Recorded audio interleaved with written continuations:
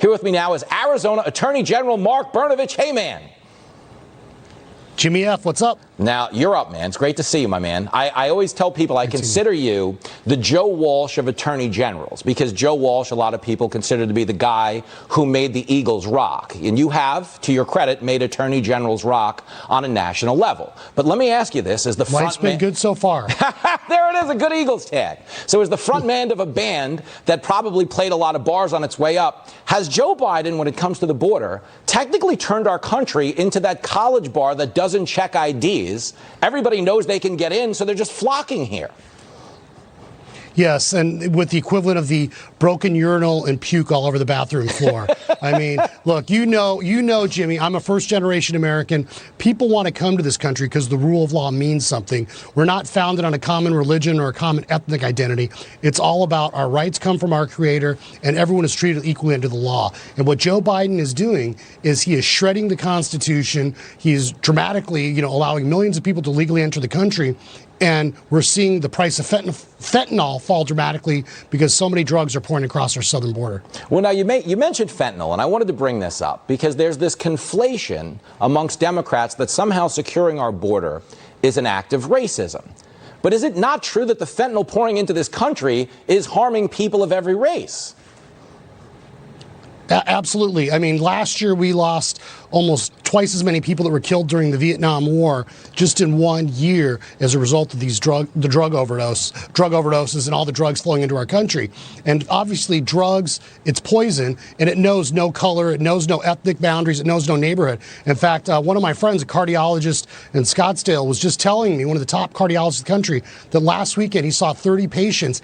10 of them were teenagers or people in their early 20s that have permanent heart damage. Some of them have permanent brain damage as a result of fentanyl overdoses. And that's the thing that's killing me. On some level, I almost feel like we should be referring to them more commonly as poisonings, because in a lot of these instances, they're taking a recreational amount of drugs. These are not, traditionally an overdose would be you did a bunch of drugs for days and days and it caught up to you. A lot of these are first-time users, or someone popped an Adderall to write a term paper in college. Do you almost think on some level we'd help parents more if we did refer to them as poisonings? We should, and we need to start calling them what they are. China is sending in the precursor chemicals into Mexico, and then the cartels are making billions and billions of dollars shipping that poison into our country. And the problem is, anybody that's got a kid or knows a young person, is that, you may be at a party and someone may slip you something, or we saw what happened to those Army football players in Florida. They thought they were taking something, and someone that was trying to resuscitate somebody else overdosed because fentanyl is so toxic. It's literally an elephant tranquilizer. That is like completely insane. But when I hear a story like the government is giving a liberal activist group money to help people avoid deportation, my immediate takeaway, is insane as that sounds, is I was shocked to know Biden's deporting anybody. Is that even a thing? It's not. He's incentivized and decriminalized it, and we're talking about, these are our taxpayer dollars. This isn't stuff that that comes out of thin air. Anybody that pays taxes is paying for this because Joe Biden cares more about Central America than Middle America. And I just want to put it in context. That's enough money to buy 500 Hunter Biden paintings or pay off AOC's weekend bar tab. So we're talking real money here. Hey, if you think the price of a Hunter Biden painting is high, you should meet the painter.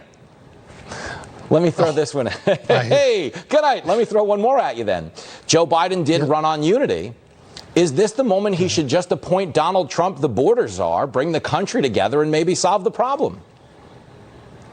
Well, Joe Biden ran as a middle-of-the-road American, and he has put us on the highway to hell. And so I think that's, for our musical references, that's in a nutshell, Jimmy. Nobody has more range than you. We opened on the Eagles. We closed on AC/DC. That takes big balls, Brnovich. I'm going to take it to the limit one more time. There he goes. The great Mark Brnovich. Thank you, my man. Coming up.